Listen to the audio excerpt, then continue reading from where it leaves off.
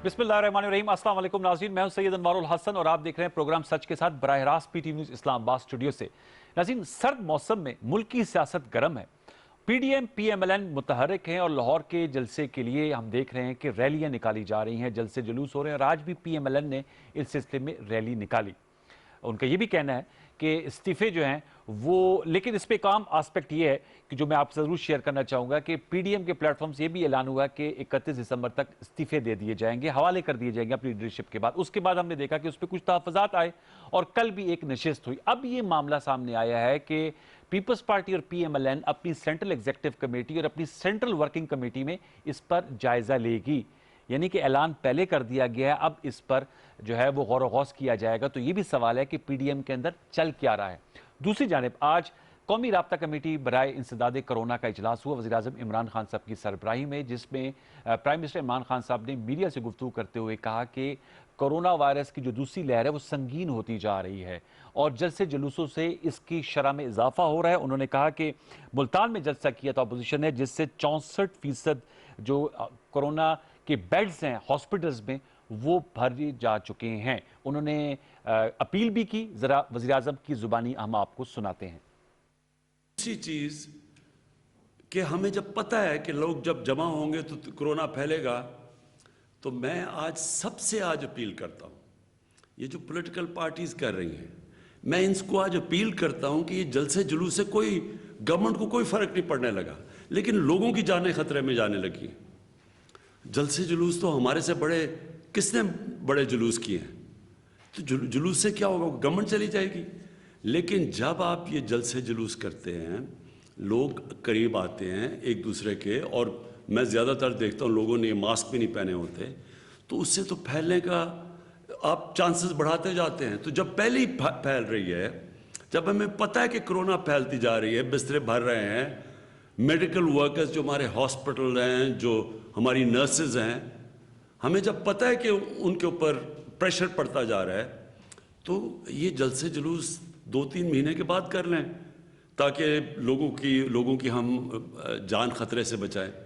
जी, उन्होंने कहा जल्द से जल्द 2-3 महीने बाद कर लें, और ये बिल्कुल सही इसलिए कह रहे हैं प्राइम मिनिस्टर साहब कि रोज़ बरोज़ कोरोना वायरस के में इजाफा हो रहा है और पिछले 24 घंटों में 56 अफराद जो है जान की बाजी हार गए। इस हवाले से ज़रूर हम प्रोग्राम के पहले हिस्से में गुफ्तगू करेंगे। 2 मारूफ सेनेटर्स ने हमें ज्वाइन किया, शरीक गुफ्तगू हैं। हमें DSNG लिंक पर ज्वाइन कर रहे हैं सेनेटर मोहसिन अजीज़ साहब, पाकिस्तान तहरीक इंसाफ से आपका ताल्लुक है, सीनियर रहनुमा, आपका बहुत शुक्रिया। पेशावर से हमारे साथ मौजूद हैं और स्काइप पर हमारे साथ मौजूद हैं मुशर्रफ नवाज़ के मरकजी रहनुमा सेनेटर बैरिस्टर जावेद अब्बासी साहब, आपका बहुत शुक्रिया कि आपने हमें ज्वाइन किया। दोनों मौजूद मेहमानों को मैं फॉर्मल वेलकम। अब्बासी साहब, आपसे गुफ्तगू का आगाज़ करूंगा।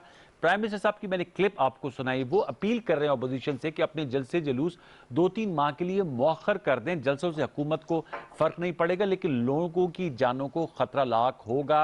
आपसे मैं जानना चाहूंगा, क्या वज़ीर आज़म की अपील पर कोई मुस्बत जवाब आएगा, या जैसे नेशनल डायलॉग की बात की थी उस पर इनकार आया था, इस पर भी इनकार आएगा? जावेद अब्बासी साहब। बिस्मिल्लाहिर्रहमानिर्रहीम, बहुत शुक्रिया अनवार साहब। प्राइम मिनिस्टर ऑफ पाकिस्तान ने अब कुछ ही दिन जैसा रहे, कुछ टाइम रह गया है। अगर कोई ऐसी बात थी तो हमने उनको बार बार कहा था प्राइम मिनिस्टर ऑफ पाकिस्तान को कि आप कोरोना के मामले में अगर किसी और मामले में करे तो अगर सीरियस है तो कोई मेहरबानी करके कोई एक मीटिंग कर लें, पार्लियामेंट का इजलास बुला लें। आप अपनी सरबराही में एक मीटिंग का, एक दफा जब शुरू में जो पहली कोरोना की वेव आई थी तो प्राइम मिनिस्टर साहब, आपको याद है कि एक मीटिंग बुलाई थी जिसमें leader of the opposition Shahbaz Sharif साहब और बिलावल भुट्टो साहब तशरीफ ले गए थे। प्राइम मिनिस्टर साहब अपनी बात करके फौरन चले गए, उन्होंने कोई तजवीज नहीं सुनी, कोई बात नहीं सुनी।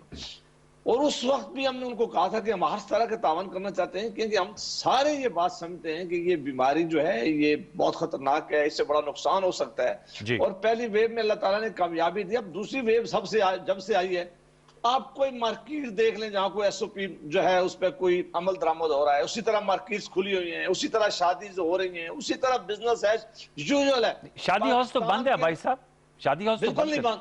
मैं कल भी शादियों में हो गया हूं, आज रात को भी अभी शादी पे जाना था, नहीं जा सका। कल भी 2 शादियां अटेंड करने के लिए जा रहा हूं। पूरे पाकिस्तान SOPs है ना, 200 लोग आ सकते हैं, कोई पाबंदी नहीं है भाई साहब। उस पे 200 ना कोई मार्केट बंद है, ना कोई शादियों पे पाबंदी है, ना आपने किसी और फंक्शन पे पाबंदी किया है। सिर्फ अगर आपने ये जज से सामने रख लिए हैं जो अपोजिशन के, और वो जैसे कौन से रोज होते हैं, 2-3 घंटे का फंक्शन होता है। अब ये अभी रैली आज हो रही है भाई साहब, अभी मैं आपसे मुखातिब हूँ। भाई साहब मैं आपसे मुखरकता कलामी के लिए माजरत, आप कह रहे कौन से जल से, ये दूसरा दिन है मरियम नवाज साहब लाहौर में रैलियां निकाल रही हैं, लोग इकट्ठे रहे, कोई मास्क नहीं पहन रहा, आप क्यों कर अपने वर्कर्स और खुद अपनी लीडर्स अपनी जानों को खतरे में डाल रहे हैं? क्या वजह है ऐसी, क्या आखिर आई है? आप पे मॉरल प्रेशर भी है, लोग बीमार हो जाएंगे, प्रॉब्लम आ जाएगी। बिलावल भुट्टो जरदारी साहब को कोविड हो गया, आपके कितने लीडरान को कोविड हुआ है, तो इसलिए मैं जानना चाह रहा हूं कि ऐसी क्या आखिर है? मैं आपसे वही अर्ज कर रहा था, अगर मैं कह रहा था कि अगर तो कहीं लॉकडाउन होता, कहीं मार्केटें बंद होती, फिर जल से ना कहीं एसओपी की कहीं और जगह पर हुकूमत उसको इम्प्लीमेंट करवा रही होती, फिर तो ये बात जो आप कह रहे थे ठीक है। ये अगर हमारी रैलीज ना भी हो, उसी तरह बिजनेस एज यूजुअल, लोग उसी तरह निकल रहे हैं, लोग मिल रहे हैं, उसी तरह मामला है। पिछली दफा जब कोरोना शुरू में फर्स्ट वेव आया था, हुकूमत ने कुछ चीजें पाबंदी लगाई थी, हुकूमत ने कई कुछ एरिया पे लॉकडाउन किया था और कुछ पे पाबंदी लगाई थी, और लोगों को कहा था कि आप ये जो एसओपीज जो हैं उसको ऑब्जर्व करें। भाई साहब government opposition government in waiting भी कहलाती है, नहीं लग रही भाई साहब अपोजिशन को गवर्नमेंट इन वेटिंग भी कहा जाता है। के लिए सारा मामला जलसों पे डाला जा रहा है। जलसा 3 घंटे का शो होगा और कौन सा रोज करने जा रहे हैं। मोहसिन साहब से पूछ लेते हैं। मोहसिन अजीज साहब ये बताएगा, वो कह रहे हैं 2-3 घंटे का शो होता है, सारी बात जो है वो जलसों पे लाकर आप लोग रख देते हैं, कोई लॉकडाउन नहीं, सारी मार्केटें शादियां शादी हाउस बकौल जावेद भाई साहब के खुले हैं, कोई एसओपी फॉलो नहीं कर रहा। सर बताइएगा मोहसिन अजीज साहब, फिर ये कह रहे हैं हम पर क्यों लागू हो रहा है ये सब चीज? अनवार साहब बहुत शुक्रिया। बात ये अमरे वाक़या जो है वो ये है कि ये जो साजिश हो रही है, ये जो कॉन्स्पिरेसी हो रही है, ये जो इनकी डे ड्रीमिंग है, ख्वाहिशात की लिस्ट है, इनके कुछ वजूहात हैं। अच्छा। और पहली वजूहात जो वजह है वो ये है कि इन्होंने देख लिया है कि जिस तरीके से, जिस हालत में ये मुल्क हमें मिला था, जिस तरीके से इकॉनमी मिली थी, अब वो इकॉनमी चाहे वो ट्रेड डेफिसिट है यानी अकाउंट डेफिसिट, जो करंट अकाउंट डेफिसिट है वो प्लस की तरफ चला गया है, जो फिजिकल हमारा डेफिसिट था वो बेहतर हो गया है, एक्सपोर्ट्स बहुत बेहतर हो गई है कोविड के होते हुए भी, अब टैक्स कलेक्शन बेहतर हो गई है, एम्प्लॉयमेंट पहले से बहुत ज़्यादा बेहतर हो गई है, अभी बहुत सारी इंडस्ट्री है कि फुल कैपेसिटी पे चल पड़े हैं, स्टॉक एक्सचेंज बेहतर हो गई है, आप जिसका जिक्र करें ये इकॉनमी चल पड़ी है। इनको ख़तरा ये है कि अगर ये इकॉनमी इसी तरीके से चलती रही तो न सिर्फ ये जो 5 साल ये हुकूमत पूरी करेगी, बल्कि इस वजह से, इसी जो परफॉर्मेंस की वजह से इंशाल्लाह जो अगले 5 साल हैं वो भी इस हुकूमत को मिलेंगे। तो ये पहली वजह तो ये है, ये जो कंस्पिरेसी हो रही है उसकी वजह है। मोहसिन साहब ये तो अब जनवरी के आखिरी हफ्ते में देखिए मैं लॉन्ग आपको मार्च ये करने वजह, जा रहे इसकी हैं। पहली वजह सिर्फ ये सारी एक साजिश है, और ये साजिश सिर्फ 2 वजूहात की वजह से है। ये देखिए एक पहली वजह ये है, दूसरी वजह ये है कि ये चाहते हैं कि हमारी जो सेनेट में माइनॉरिटी है, उस माइनॉरिटी होने की वजह से ये हमें जो वहाँ पे ब्लैकमेल कर लेते हैं, कभी कोई बिल आता है तो नैब का लॉ खोल लेते हैं, कभी कोई बिल आता है तो ये जो है रूठ जाते हैं, फिर इनको बनाना पड़ता है, इनको तो घूर के भी वहाँ देखा, अगर देखा जाए तो ये निकल जाते हैं, फिर कोरम पॉइंट आउट कर देते हैं। तो इनके पास ये जो तरीक़ेकार है ये अगले मार्च के बाद से ख़त्म हो जाएगा। तो इनकी जो इस वक्त एक ठाट बाट जो सेनेट की वजह से बनी हुई है वो भी ख़त्म हो जाएगी। जावेद साहब ये आपका जो 2 वजूहात हैं जिन जी अब्बाई साहब ये जो आपके ठाट बाट बना हुआ है ये सब खत्म हो जाएगा। मैं अगर मुकम्मल कर लूँ जी प्लीज मुकम्मल कीजिएगा मोहसिन साहब, मुकम्मल कीजिएगा। देखिए मैं ये कहना चाहता हूँ कि ये जो है हमारी हुकूमत जो है ये एक नेक नीति पे है। अच्छा। ये मुखलिस हुकूमत है, मुहिब वतन हुकूमत है, और अल्लाह भी इसकी मदद करेगा इंशाअल्लाह। बात यह है कि अगर ये कोविड का सिलसिला ना होता तो मैं आपको यकीन दिलाता हूँ कि हमको इनके हाल पे, इनके मुस्तकबिल पे, इनके माजी पे छोड़ देते। ये जो मर्जी करें, जितने जलसे करें, जितने जुलूस करें, आखिर में क्या हो जाएगा? पहले भी हमने इनके जलसे देखे हैं। अच्छा। पहले भी इनके जुलूस देखे हैं। इनकी तो बात यह है, इनका तो हाल ये है कि देखिए जिस तरह से ये जाली जो है, ये बाज़ लोग हैं इसमें, जावेद साहब को तो मैं नहीं कहता, लेकिन इनमें बहुत सारे लोग जो है वो जाली हैं, जो कैलिब्री फॉन्ट की पैदावार है, उनके ऊपर जो लोग भी हैं वो भी जाली नोट फेंकते हैं। तो लोगों ने इनका जो बयानिया है उसको मुस्तरद कर दिया है, इनका जो इक़्तिदार है उससे लोग तंग आ चुके हैं। ठीक है, इसलिए अब अवाम भी इनके साथ नहीं निकलती। लेकिन सर ये लोग जो निकल रहे हैं ये क्यों कर निकल रहे हैं? लाहौर में जो निकल रहे थे, साहब ने बिल्कुल सही कहा है, मोहसिन अजीज साहब, लाहौर में जो निकल रहे हैं, मुल्तान में जो निकले, पेशावर में जो निकले, ये जो सर पेशावर में जो मैं तो यहाँ मौजूद था, मैंने तो यहाँ देखा था कि 11 पार्टी मिलके इन्होंने 11,000 लोग नहीं निकाल सके।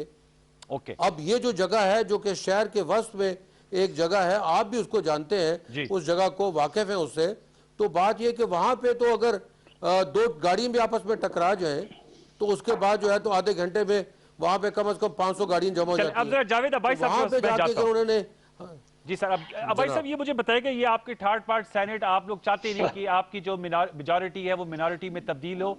जरा अब्बाई साहब इस्तीफों के हवाले से मैं आपसे जरूर जानना चाहूंगा, आप एक लीगल आपका बैकग्राउंड भी है। ये पहले पीडीएम ने कहा कि हम इस्तीफे देंगे 31 दिसंबर को, फिर इस पे बात हुई कि जी वो पार्टी लीडरशिप को मिलेगा। अब ये कहा जा रहा है, एहसन इकबाल साहब कहते हैं कि आपकी सेंट्रल वर्किंग कमेटी हो रही है 14 दिसंबर को, उसमें डिस्कस होगा, और बिलावल भुट्टो जरदारी साहब कह रहे हैं सीईसी में डिस्कस होगा। तो सर ये होमवर्क नहीं किया था, पहले ऐलान हुआ अब बहस होगी, तो ये कोई क्या टैक्टिक्स थी या आप कुछ इस हवाले से कुछ कंफ्यूजन का शिकार हैं अब्बासी साहब?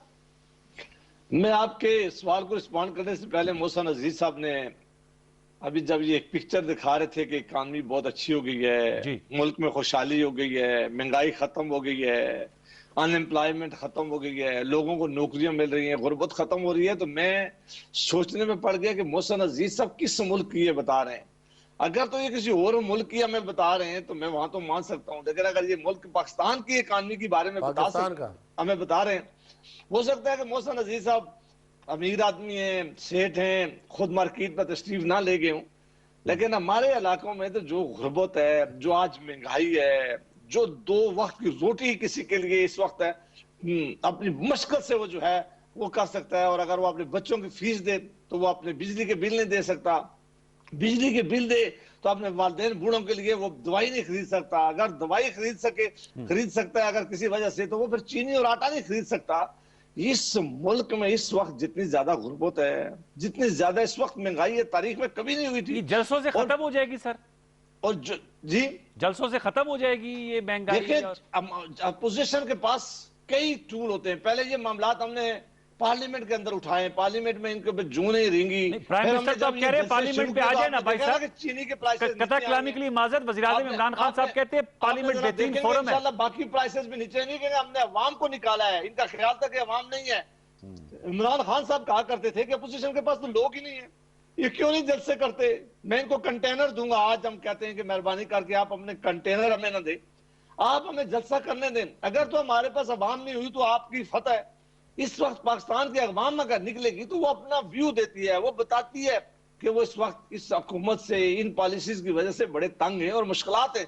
अच्छा, लिहाजा मेहरबानी करके ये अपोजिशन, ये खुशी की बात नहीं है, ये कोई हमें, आपका क्या ख्याल है कि हमें इस बात का अंदाजा नहीं है, लेकिन चूंकि मसाइल इतने बड़े हैं, इन्होंने कोई मसाइल हल करने के लिए कोई फोरम नहीं छोड़ा, इसलिए अपोजिशन को हवाम के पास जाना पड़ेगा कि आपने कहा फोरम नहीं छोड़ा। बात की है सर एक सवाल, जिमनी सवाल, वज़ीर-ए-आज़म इमरान खान साहब ने कल कहा है कि पार्लियामेंट का फोरम मौजूद है, बेहतरीन फोरम है, वहां पर है, आपसे बातचीत के लिए तैयार है। कल कहा है प्राइम मिनिस्टर साहब ने पार्लियामेंट के फोरम की बात। देखिए ये बात जरूर कल प्राइम मिनिस्टर साहब ने कही है। पार्लियामेंट को पिछले 1 महीने से ताला इन्होंने लगाया हुआ है, कैबिनेट मीटिंग हो रही है, कई और एसओपी नहीं अडॉप्ट हो रही, कोई और चीज बंद नहीं है। अगर बदकिस्मती से बंद है तो इस मुल्क की पार्लियामेंट बंद है, पार्लियामेंट के दोनों ऐवान बंद है। हमने इसे रिक्वेस्ट की थी कि पार्लियामेंट वाइज फोरम है, अगर आपने कोरोना के बात करनी है तो मेहरबानी करके पार्लियामेंट में बात करें, पार्लियामेंट में आपको सजेशन मिलेगी, उसकी आप इम्प्लीमेंटेशन करें।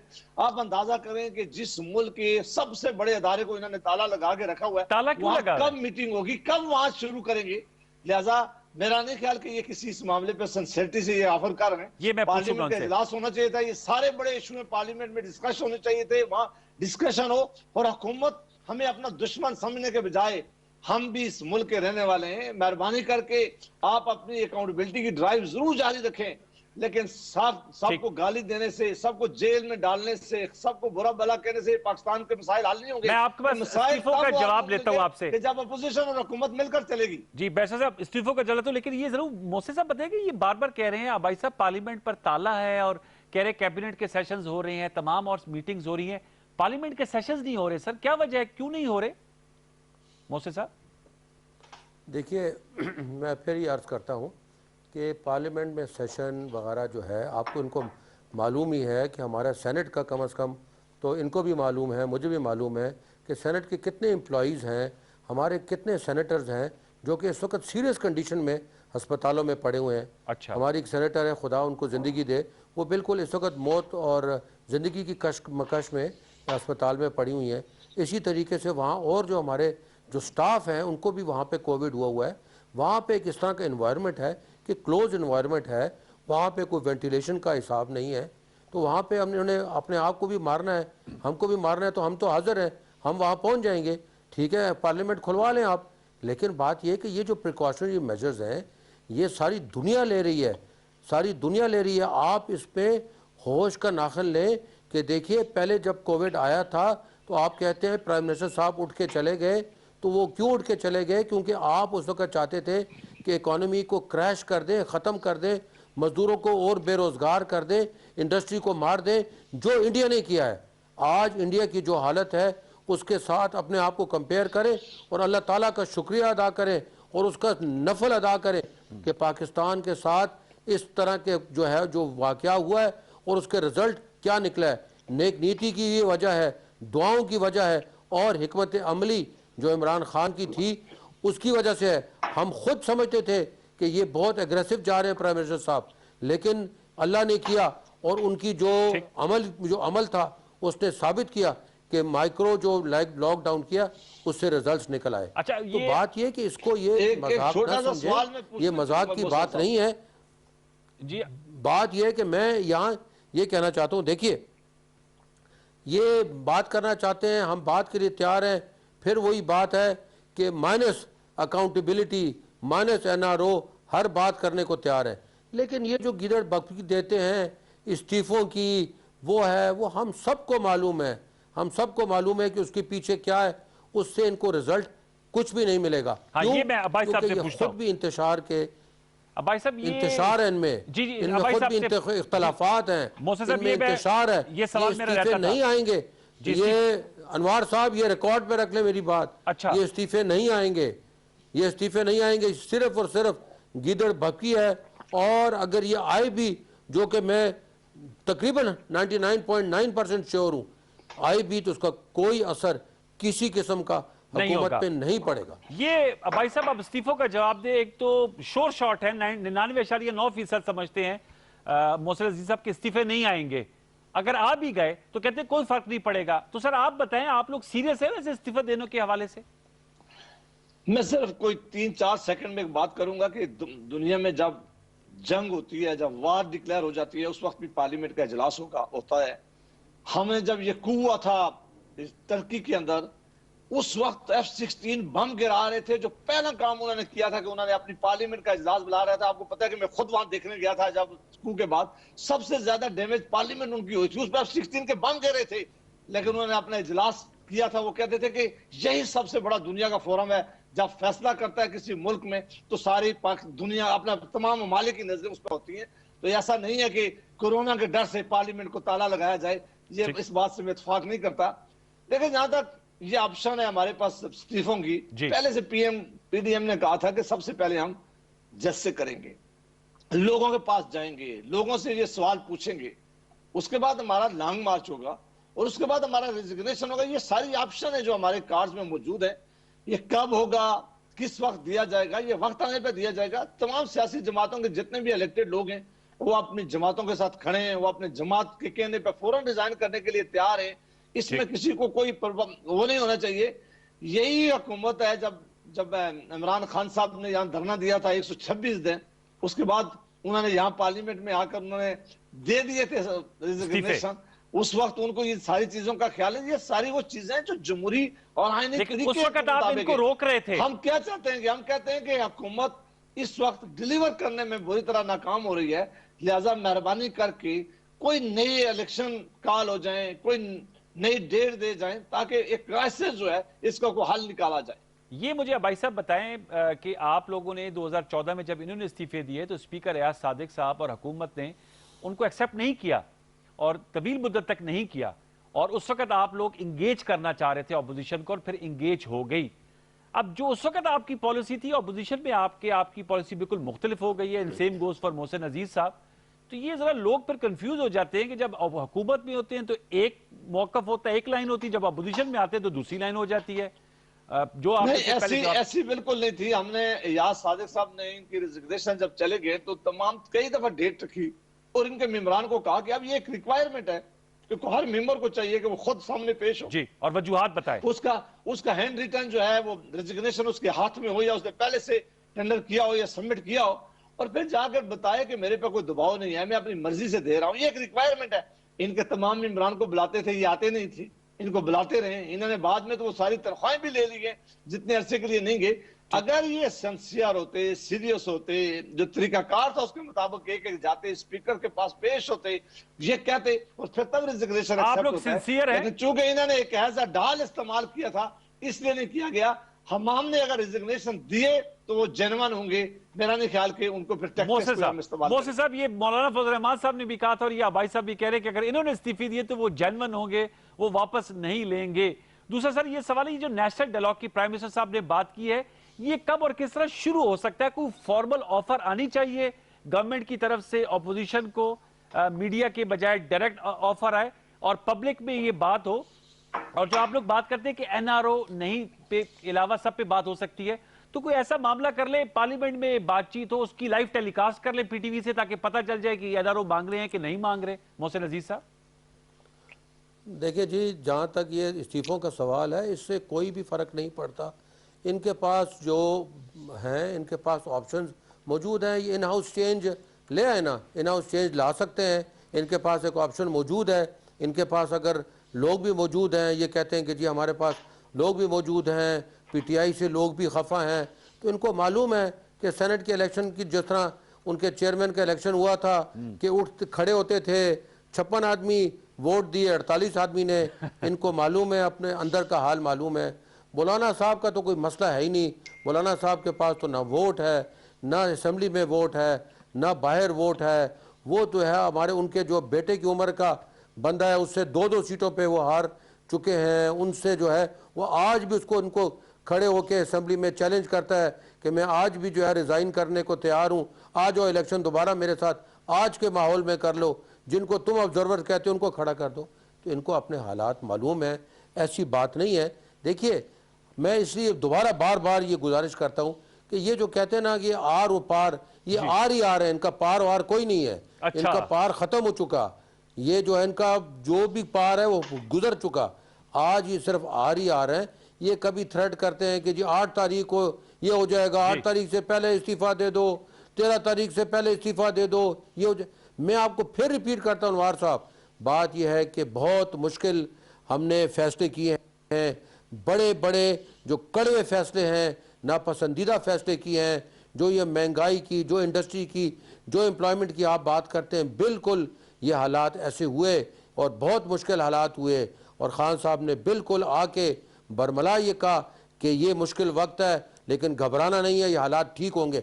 मैं आपको आज यहाँ फिर दोबारा कहता हूँ, ये हालात ठीक होने की तरफ चल पड़े। महंगाई भी सही होने की तरफ चल पड़ी है। तो ये वो वाकयात है जिनकी वजह से वो तो कह रहे हैं आर और पार की आपने बात की तकलीफ है जी। आर पार की बात की थी। सेनेटर मोहसिन साहब का कहना है कि कोई आर नहीं है, आप लोग बस अब पार हैं, वो आपसे थ्रेटेंड नहीं है। तो पार नहीं, ये आर ही आर है, ये पार नहीं है। अच्छा, आर ही आर है, ये पार हो ही नहीं सकते हैं, पार नहीं हो सकते भाई साहब आप लोग। और मोहसिन साहब ने ऐसी बात की कि किसी गांव में एक आदमी को गोली लगी और वो मर गया, तो सारे इकट्ठे हुए तो उन्होंने कहा कि शुक्र है इसकी आंख बच गई। और मोहसिन साहब मेहरबानी करके ये चीजें सारी डूब रही हैं और आप कहते हैं कि घबराए नहीं है। वो घबराए नहीं तो हम क्या करें, कहाँ जाएं? आप इस मुल्क की माशी हालात आप देख लें, इस मुल्क की ग्रोथ देख लें, इस मुल्क में जो तजवीज देना भाई साहब, मुतबादिल तजवीज देना कैसे ठीक की जा सकती है, तशखीस ना करें, हल भी बताएं। हल यही है कि चूंकि मैं यहाँ पे एक अर्ज करता हूँ कि मैं अब्बासी साहब को सियासत, अब मैं अगर अब्बासी साहब को सियासत में बड़ा समझता हूँ। ये उम्र में मुझसे छोटे हैं लेकिन सियासत में मुझसे आगे हैं। लेकिन मईशत को मैं थोड़ा बहुत समझता हूँ। अगर मैं ये कह रहा हूँ तो दिल से कह रहा हूँ। मईशत को समझते हैं आप ज्यादा जी। भाई साहब वो कहते हैं सियासत को आप समझते हैं, मईशत को वो ज्यादा समझते हैं।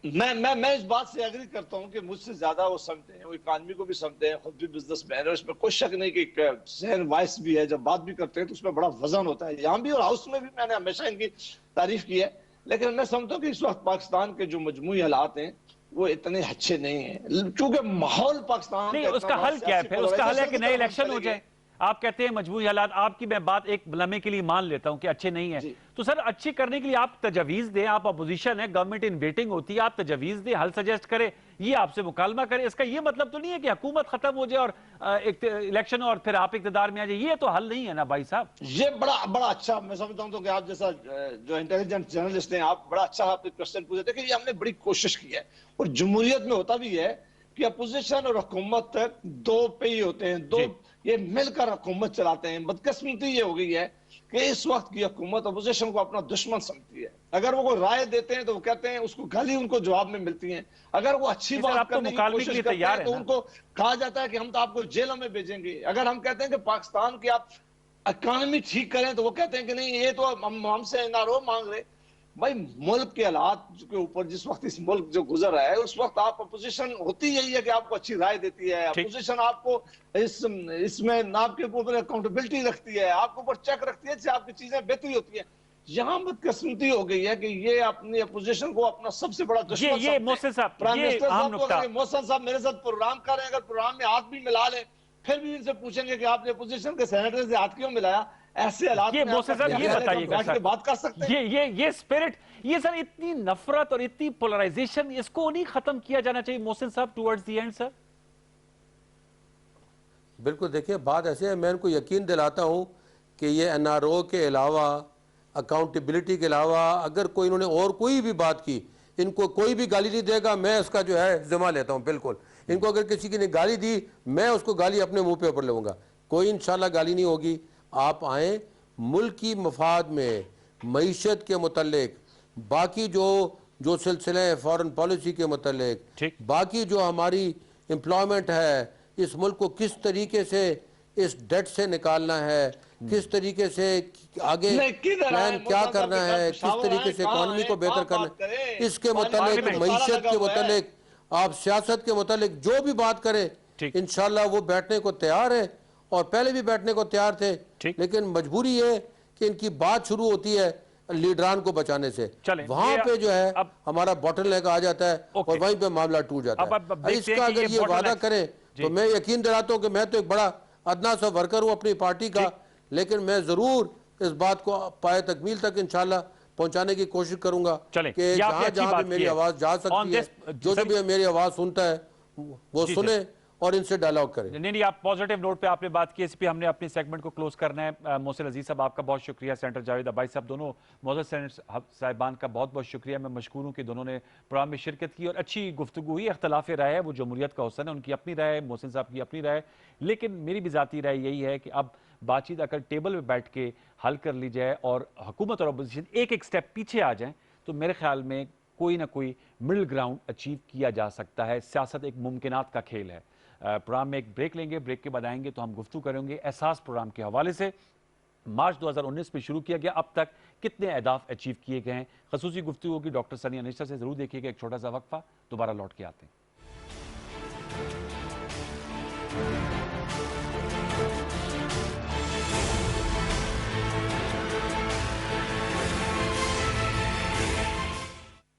अल्हम्दुलिल्लाह पाकिस्तान में कोरोना की पहली लहर से हम निपटने में कामयाब रहे। इसमें बतौर शहरी आपका बहुत अहम किरदार रहा। शुक्रिया घर पे रहने का और SOPs पर अमल करने का।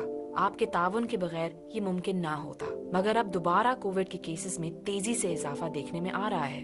बेएहतियाती वबा की एक और लहर का सबब बन रही है। हमें वक्त ज़ाया किए बगैर हिफाजती इकदामात पर संजीदगी से अमल करना होगा। मास्क पहने, समाजी फासला रखें, बाकायदगी से हाथ धोएं और बीमारी के अलामात जाहिर होने की सूरत में फौरन 1166 हेल्पलाइन पे कॉल करें। आपका ताउन रहा तो पाकिस्तान इस वबा को मुकम्मल शिकस्त देने में कामयाब होगा इंशाल्लाह। ये पैगाम मफाद आमा के लिए वजारत इत्तलात व नशरियात हुकूमत पाकिस्तान की जानिब से पेश किया गया।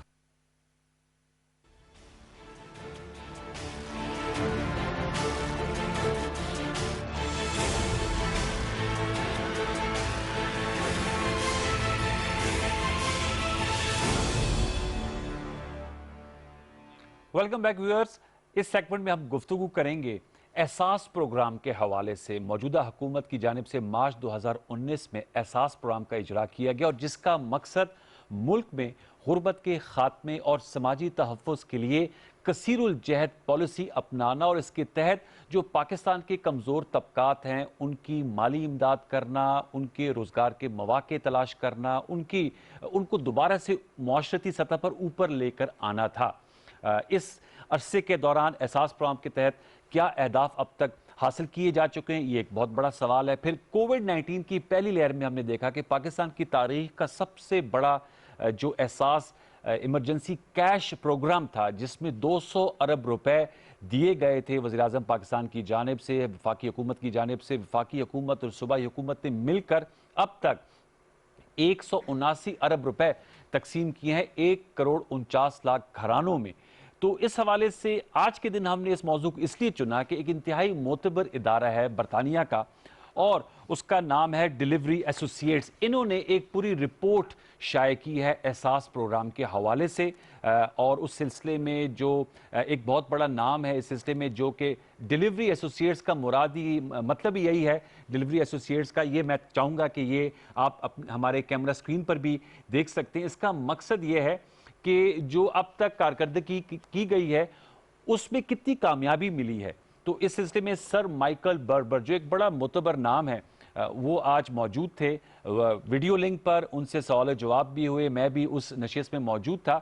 उन्होंने जो पंच लाइन दी है कि इस एहसास प्रोग्राम में जो एक पैराडाइम शिफ्ट आया है, वो पैराडाइम शिफ्ट ये आया है कि एक जो सरपरस्ती की सियासत होती थी, अब उसकी जगह कारकर्दगी की सियासत नजर आई है। तो जरा इस हवाले से सवाल जवाब करेंगे और उसके लिए सबसे जो मौजूद शख्सियत है और इस प्रोग्राम की रोए रवां वज़ीर-ए-आज़म की मामने खसूसी हैं बराए तख़फ़ीफ़ गुर्बत और समाजी तहफ़्फ़ुज़ डॉक्टर सनिया निश्तर साहिबा।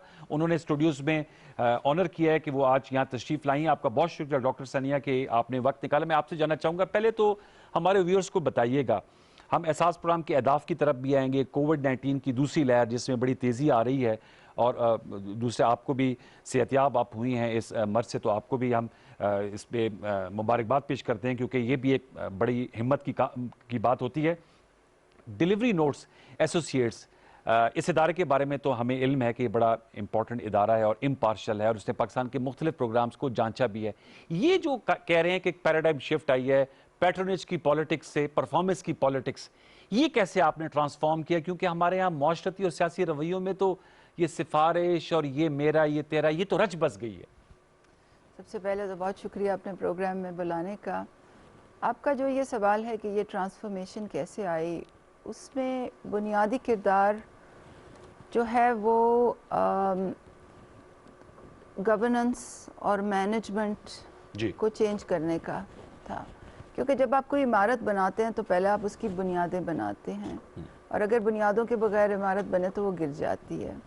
इसी तरह हमारे मुल्क में एक रवायत ये रही है कि प्रोग्रामों पे जोर दो, मगर वो प्रोग्राम कैसे स्ट्रक्चर होते हैं, कैसे गवर्न होते हैं, कैसे एग्जीक्यूट होते हैं, कैसे मैनेज होते हैं, उस पर इतनी तवज्जो नहीं दी जाती थी। तो हमने एहसास प्रोग्राम में आपको याद होगा मार्च 2019 में वो उसकी पॉलिसी आई, स्ट्रैटेजी आई और फ़ौरन ही हमने उसकी फाउंडेशंस पे काम किया। तो इमीडिएटली प्रोग्राम के बाद एक गवर्नेंस एंड इंटेग्रिटी पॉलिसी में कैबिनेट ले गई, एक 34 नुकात की पॉलिसी थी और ये तमाम एहसास की पर अमल दरामद करने के जो इदारे थे उन पर ये लागू हो गया कि वो इस पॉलिसी पर अमल दरामद करें और उसको एक्टिवली मैं मॉनिटर करती हूँ और उसकी ऑब्जर्वेटरी भी बनाई हुई है। अच्छा। सबसे पहले इदारों के बोर्ड्स जो थे उस पर अच्छे लोग लेके आए। हर बोर्ड मीटिंग पे लोग conflict of interest policy sign करते हैं और फिर बोर्ड से इदारे की और प्रोग्राम से मुतालिक हर किस्म की पॉलिसी बनाई। ओके। पॉलिसी डिटेल्ड, उसकी रेगुलेशंस बोर्ड से अप्रूव कराई ताकि कोई स्पेस फॉर मनूवरेबिलिटी और डिस्क्रिशन ना रहे। ठीक। एक विसल ब्लोइंग मैकेनिज्म बनाया, error fraud and corruption framework approve कराया, रिस्क रजिस्टर्स बनाए और एग्जीक्यूशन के लिए वर्क प्लान्स का जो कल्चर होता है वो इंट्रोड्यूस कराया। उसके बाद जो दूसरी चीज़ मैंने ये की कि ह्यूमन की जो इंटरफेरेंस है, नहीं जो ह्यूमन रिसोर्स है जी, सबसे पहले मैं सबसे अच्छी शोहरत वाले सेक्रेटरीज को लेके आई, उनको पूरी तरह से एम्पावर किया कि वो डिसिप्लिनरी एक्शन करें। ओके। और जब वो डिसिप्लिनरी एक्शन करते थे तो मैं उनके पीछे पूरी तरह खड़ी होती थी कि जब सिफारिशें आती थी, हर दफ़ा जब हम लोगों को निकालते थे करप्शन पे तो एक सिफारिशों का अंबार आ जाता था, तो मैं खड़ी हो जाती थी कि नहीं, हमने ये काम नहीं करना। अच्छे लोग लेके आए, लोगों को पर्च किया, सेक्रेटरीज़ को एम्पावर किया। हमने ठेकों के निज़ाम में से जो डिस्क्रिशन होती है, जो करप्शन होती है, वो हटाई। पिपरा रूल्स के मुताबिक प्रोक्योरमेंट की, ऑडिट के निज़ाम को स्ट्रेंथन किया, इंटरनल ऑडिट को स्ट्रेंथन किया, इंटरनल कंट्रोल्स बिल्ड किए। और ये ऐसी चीज़ें हैं जो किसी को नज़र नहीं आती। जो आईटी सिस्टम्स हैं, क्योंकि एहसास में बहुत दारोमदार है आईटी सिस्टम्स का, तो आईटी सिस्टम्स में जो एक लंबी फहरिस्त वीकनेसेस की थी उनको ओवरकम किया। अकाउंटिंग सिस्टम्स बेहतर किए। हमारा पहला इदारा है जिसमें गवर्नमेंट के सिस्टम में जो अक्रूअल अकाउंटिंग पे चला गया। मॉनिटरिंग एंड एवेल्यूएशन के सिस्टम को बेहतर किया। प्रोग्राम्स बनाते हुए जो जिस बुनियाद पे प्रोग्राम्स की तश्कील होती है, यानी कि एविडेंस, उस निज़ाम को बेहतर किया। और फिर सबसे अहम, हमने डिजिटल सिस्टम जो है वो उसको पूरी तरह से व्यूअर्स के लिए कि डिजिटल सिस्टम से मुराद आपकी ये है कि जो ये 179 अरब रुपए की तकसीम हुई है, ये थ्रू डिजिटल बैंकिंग ये हुई, ये मतलब एक हाथ से दूसरे हाथ पैसे नहीं गए। जी हाँ, बिल्कुल। तो डिजिटल निज़ाम भी में बहुत सी चेंजेस आई, मगर एक तो हमने एक अपना जो पेमेंट सिस्टम था उसको बायोमेट्रिक किया, यानी कि प्रूफ ऑफ लाइफ हो और प्रूफ ऑफ लाइफ के बाद पेमेंट्स हों। उसके लिए दो कमर्शियल बैंक्स हमने कॉन्ट्रैक्ट किए, एक 10 महीने के प्रोक्योरमेंट प्रोसेस।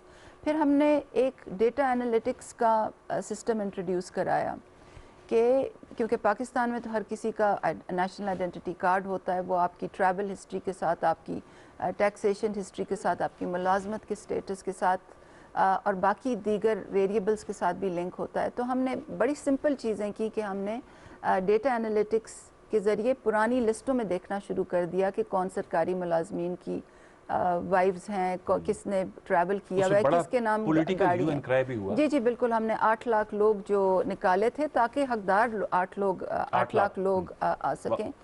तो उसके बाद हमने ये SMS based request seeking introduce की, और ये तो मैं आपको बहुत ही एक सरसरी तौर पे बता रही हूँ।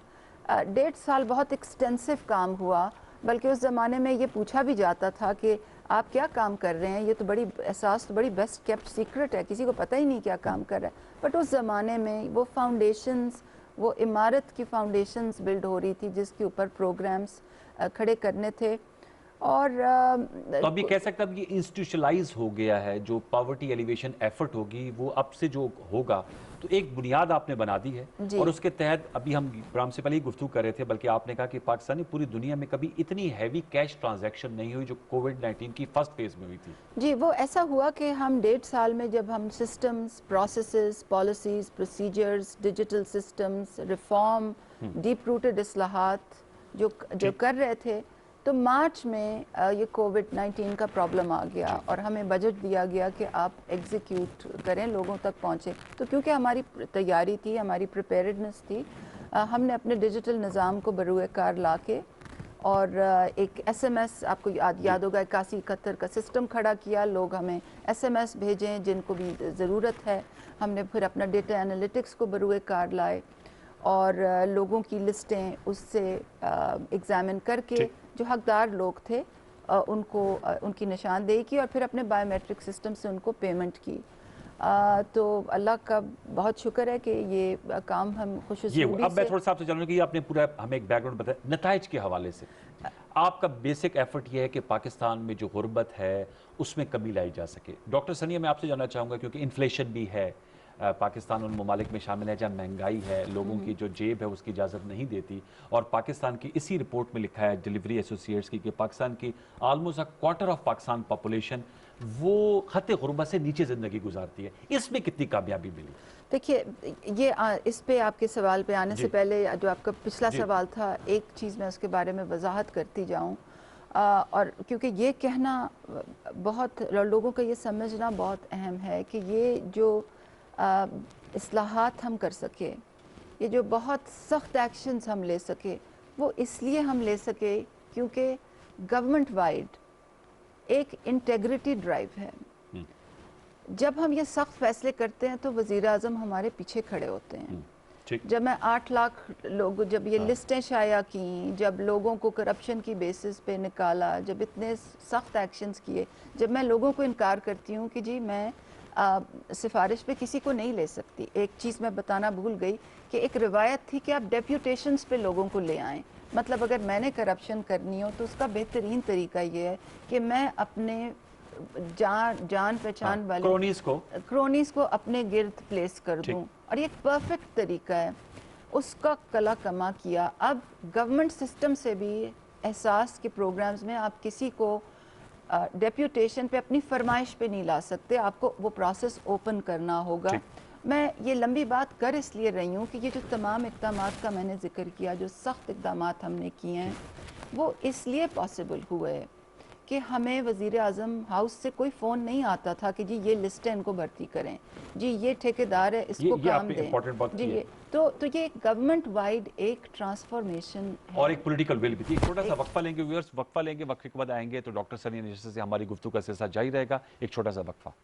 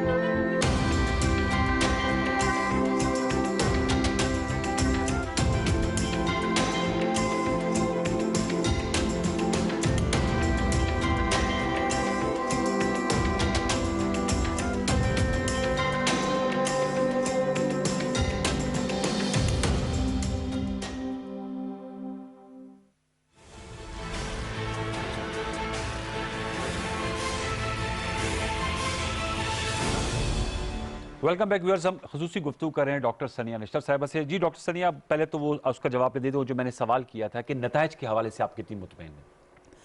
जी, सबसे पहले तो जब हम नताइज की बात करते हैं तो हम एक पोस्ट कोविड सिचुएशन को हमें देखना चाहिए। कोविड से पहले 2015-16 की जो लास्ट हमारे पास फिगर्स थी गुर्बत की, वो 24% इनकम पावर्टी की थी, 38% मल्टी डायमेंशनल पावर्टी की थी। ठीक है। अब कोविड के बाद इनमें पूरी दुनिया में गुर्बत की शरह में इजाफा हुआ है, और हम ये भी एक्सपेक्ट करते हैं कि यहाँ भी ऐसी सूरत हाल हुई होगी। जो लेटेस्ट अहदाफ हैं गुर्बत के हवाले से, वो प्लानिंग कमीशन उनको रिलीज़ करेगी, तो फिर हम उस पर तबसरा कर सकते हैं। मगर मेरी अपनी असेसमेंट ये है कि कोविड के बाद गुर्बत की शरह में इजाफा यकीनन होगा। अब आप एहसास का काम इस तनाजुर में कैसे देखते हैं? सबसे पहले तो ये कि एहसास की जो ज़रूरत है, जो नीड है, वो कोविड-19 की सिचुएशन के बाद बहुत ज़्यादा इसकी रेलेवेंस हो जाएगी। समाजी तहफ़्फ़ुज़ जो है वो कुछ लोगों का, जो क्योंकि अक्सर मुझसे लोग ये पूछते हैं, आज प्रेस कॉन्फ्रेंस में भी लोगों ने पूछा कि ये बेहतर नहीं होगा कि लोगों के रोज़गार के मौक़े दी जाएं, और मैंने आपको याद होगा कि जवाब में यही कहा था कि गुर्बत से निकलने का यकीनी रास्ता तो यही होता है कि घरानों में पैसों की तकसीम के बजाय रोज़गार दे दिया जाए। रोज़गार दे दिया जाए, रोज़गार दे दिया जाए ताकि वो अपने पैर पे खड़े हो जाएं। रोज़गार के मौक़े जो हैं वो ओवरऑल इकोनॉमिक ग्रोथ से लिंक्ड होते हैं, इंडस्ट्रियलाइजेशन से लिंक्ड होते हैं, लाइवलीहुड क्रिएशन से लिंक्ड होते हैं, और हुकूमत के बहुत ज़्यादा इदारे इस पे फोकस्ड हैं। वज़ीर आज़म ख़ुद हर हफ्तेवार जो ब्रीफिंग्स लेते हैं 2-3 की प्रोजेक्ट्स की, उनका हदफ यही है कि मईशत का पहिया चले और रोज़गार के मौक़े पैदा हों। तो इस बात से तो इनकार हम नहीं कर सकते। एहसास की मद में भी जो कई प्रोग्राम हैं, उसमें से कुछ ऐसे हैं जिनमें जो रोज़गार के मौक़े फराहम करने के पे ही फोकस्ड हैं। एहसास बिलासूद कर्ज़े का प्रोग्राम है, एहसास आमदन का प्रोग्राम है। मगर एहसास का जो समाजी तहफ़्फ़ुज़ के दायरे कार में जो प्रोग्राम है वो उन लोगों के लिए हैं जो बिल्कुल अपने पैर पे खड़े नहीं हो सकते, जो इंतहाई गरीब हैं और जिनकी किफ़ालत करना हुकूमत पाकिस्तान की आइनी ज़िम्मेवारी है। और उनके लिए प्रोग्राम ये तश्कील दिए गए हैं। एहसास किफ़ालत बराए ख़ुसूसी अफराद, जो पीछे ही आपको मालूम है कि अनाउंस हुआ है। और इसके साथ साथ क्योंकि हम जानते हैं कि जब कोविड-19 रिलेटेड प्रेशर्स आए हैं और गुर्बत की सतह में इजाफा हुआ है, तो लोगों की जो अंग्रेजी में कहते हैं ना नेगेटिव कोपिंग स्ट्रेटजीज क्या होती हैं, बच्चों को स्कूलों से निकाल लो, खुराक पे कॉम्प्रोमाइज़ करें। तो इसलिए हम जब इमरजेंसी कैश भी चला रहे थे तो उस वक्त भी जो हमारी पाइपलाइन में प्लानिंग थी कि तालीमी वज़ाइफ के जो प्रोग्राम है उसको नेशन वाइड स्केल अप करना, जो नया नशो नुमा का प्रोग्राम है स्टंटिंग से मुतल्लिक, उसकी जो प्लानिंग थी, हमने अंग्रेज़ी में कहते हैं ना we did not drop the ball on that. और वो सारे प्रोजेक्ट्स जो हैं वो ऑन टाइम उनकी एग्जीक्यूशन हुई है, उनकी ऑन टाइम स्केल अप हो रही है। तो कहने का मतलब ये है कि पॉवर्टी एलिविएशन और जॉब क्रिएशन अपनी जगह, मगर समाजी तहफ़्फ़ुज़ और बहुत कमज़ोर लोगों का ख्याल रखना वो भी बड़ा अहम है कलीदी, और रियासत की जिम्मेदारी आपने रियासत की। मैं ये आपसे जानना चाहूँगा कि ये जो अब कोविड-19 की दूसरी लहर जो है वो भी बहुत संगीन होती जा रही है, तो हमारे व्यूअर्स के जरिए आप बताना चाहेंगे कि इस दफ़ा आप लोगों का वही तरीक़ाकार होगा कि जो आप लोगों ने एहसास इमरजेंसी कैश प्रोग्राम के तहत 12-12 हज़ार रुपए दिए थे और उसके तहत मैंने जैसे बताया 1 करोड़ 49 लाख घरानों को आप दे सके, उसी को रिपीट किया जाएगा या उससे कोई डिफरेंट पॉलिसी इख्तियार की जाएगी? देखिए जी, जब कोविड-19 का क्राइसिस आया था और ये अर्ली अप्रैल की बात है, उस वक्त लॉकडाउन्स हुए थे और मईशत का पहिया बुरी तरह से रुक गया था और ख़ास तौर पे जो दिहाड़ीदार मजदूर भाई हैं उनके लिए शदीद मुश्किलात थी और एहसास इमरजेंसी कैश उन्हीं मुश्किलात को मद्देनज़र रखते हुए हमने रोल आउट किया गया था। अब सूरत हाल कुछ फ़र्क है। एहतियात के जहाँ तक एहतियाती तदाबीर का ताल्लुक है वो तो हमने वैसे ही लेने हैं और आज वज़ीर आज़म ने प्रेस कॉन्फ्रेंस में भी ख़ास ताकीद की है, मगर लॉकडाउन्स उस किस्म के नहीं हैं। अब लोकलाइज लॉकडाउन्स हैं। मईशत का पहिया जो है वो उस तरह से इफ़ेक्ट नहीं हुआ। आज सुबह मैं कहूटा में एक पेमेंट साइट पे गई थी और वहाँ मैंने बाज़ार में रुक के कुछ दुकानदारों से इंटरेक्शन की, तो वो मुझे यही बता रहे थे कि अल्लाह का बहुत शुक्र है, अल्लाह का बड़ा करम है कि हमारा कारोबार अब चल रहा है। ये वो सूरत हाल नहीं है कि शटर्स डाउन है, लोग हाथ पे हाथ रख के बैठे हुए हैं और हुकूमत को मैसिव लेवल पे असिस्टेंस देनी है। तो अब हम अपने कोर काम की तरफ आ गए हैं। हमारा जो कोर काम वो ये है कि जो एहसास किफ़ालत की जो पेमेंट्स हैं वो आपने देखा होगा पिछले 10 दिन से चल रही हैं और जो 12,000 हम जुलाई से दिसंबर तक हमने जो देने हैं वो इस वक्त पेमेंट्स चल रही हैं, पूरे पाकिस्तान में चल रही हैं। और कुछ हफ्तों पहले ये फ़ैसला हो गया था कि 4.3 मिलियन से बढ़ा के ख़ानदानों की हद को 7 मिलियन कर दिया गया। एहसास कफ़ालत प्रोग्राम एहसास कफ़ालत प्रोग्राम के तहत और एहसास कफ़ालत प्रोग्राम्स की पेमेंट चल रही हैं। एहसास नशो नुमा के जो सेंटर्स हैं उनकी डिप्लॉयमेंट बहुत जल्दी हो रही है। जो एहसास तालीमी वज़ाइफ का प्रोग्राम है, बच्चों के तालीम वज़ाइफ का प्रोग्राम है, उसको नेशन वाइड स्केल अप कर दिया गया है। जो एहसास अंडर ग्रेजुएट स्कॉलरशिप है वो पिछले साल के पूरे अहदाफ कंप्लीट थे, अगले साल की जो स्कॉलरशिप एप्लीकेशंस हैं उस पर कोई 2 लाख से ज़्यादा एप्लीकेशंस आ चुकी हैं। ये मैं सिर्फ आपको 4 प्रोग्राम्स का बता रही हूँ। इसके अलावा हमारे जो एहसास बिलासूद कर्ज़े का प्रोग्राम है उसमें हमने कोविड के बाद एक्स्ट्रा पैसे डाले हैं ताकि वो रिवॉल्विंग फ़ंड ज़्यादा हो, ज़्यादा लोगों को। अभी हर माह 80,000 कर्ज़ा दिया जाता है। अब इस कैश इंजेक्शन के बाद रोज़गार के मौक़े ज़्यादा होंगे। एहसास आमदन प्रोग्राम को भी ज़्यादा वसी कर दिया गया है। तो हर जो हमारा एहसास के जो तकरीबन 11 बड़े प्रोग्राम्स हैं उनमें हमने वसत पैदा की है कोविड के तनाजुर में। मगर आपके सवाल के लिहाज से जो मैं ये वजाहत करती जाऊँ, एहसास इमरजेंसी कैश का जो इमरजेंसी राउंड है, अभी हम हुकूमत ऐसी इमरजेंसी नहीं दे रही। हम अपने कोर काम पे फोकस कर रहे लेकिन हैं। आपने नुक्ता जो अहम बताया कि जो एहसास कफालत के तहत जो घराने हैं उनकी तादाद में काफी इजाफा कर जी, दिया गया। वो तकरीबन डबल कर दिया गया और मुझे पूरी उम्मीद है कि मैं दोबारा केस काबीना के पास ले जाऊंगी कि इसमें मज़ीद इजाफा किया जाए और मुझे पूरी उम्मीद है कि मेरी बात सुनी जाएगी, क्योंकि ग्राउंड पे ज़रूरत है और हमें इसको भी वसी से वसी और वसअत देने की ज़रूरत है। मगर ये भी मैं वजाहत करती चली जाऊँ कि हमारे जो तमाम प्रोग्राम्स हैं जी, उनकी बेसिस होती है एक सर्वे, और इस वक्त हमारी प्रायोरिटी ये भी है कि वो सर्वे जल्द से जल्द कंप्लीट हो। कब तक हो जाएगा जल्दी से, अगर मैं आपसे इंशाल्लाह जून 2021 तक। ठीक है। और मैं आपको दावत दूंगी कि आप हमारे कंट्रोल रूम में आके जो उसका जो लाइव इंटरफेस है वो देखेंगे, वो सर्वे कैसा हो रहा है, उसका डेटाबेस कैसा डिप्लॉय होता है, उसमें सेफ गार्ड्स क्या हैं, उसमें क्वालिटी मेजर्स हम क्या लाएं, ताकि पाकिस्तान के हर घर से हमें इंफॉर्मेशन एक्यूरेट मिले। और ऐसा नहीं कि हम एक दफ़ा सर्वे करके बस वो डिपार्टमेंट बंद कर दें। एक ऑनगोइंग बेसिस पे एक प्रोसेस हो कि एक औरत बेवा हो जाए, उसका कोई कमाने वाला नहीं हो, उसको पता हो कि वो किस रजिस्ट्रेशन डेस्क पे उसने जाके अपना नाम लिखवाना है। थैंक यू वेरी मच, बहुत शुक्रिया and keep up the good work. Doctor सनिया नश्तर साहब हमसे गुफ्तगू करी थी। व्यूअर्स, ये हमने आपको एक तरह से स्टॉक टेकिंग की एहसास प्रोग्राम के हवाले से, क्योंकि पाकिस्तान तहरीक इंसाफ की हुकूमत और वज़ीर-ए-आज़म इमरान खान साहब की टॉप प्रायोरिटी में है कि उन्होंने जो एक रियासत मदीने का कॉन्सेप्ट है उसमें जो माशरे के ऐसे तबकात जिनको मदद की ज़रूरत है और रियासत की बुनियादी जिम्मेदारी, जैसे डॉक्टर सनिया साहबा कहती, उस तमाम एफर्ट का हमने अहाता किया। कुछ अहम नुकात भी सामने आए, कुछ नए जो पहलू हैं वो भी डॉक्टर साहबा लेकर आई हैं।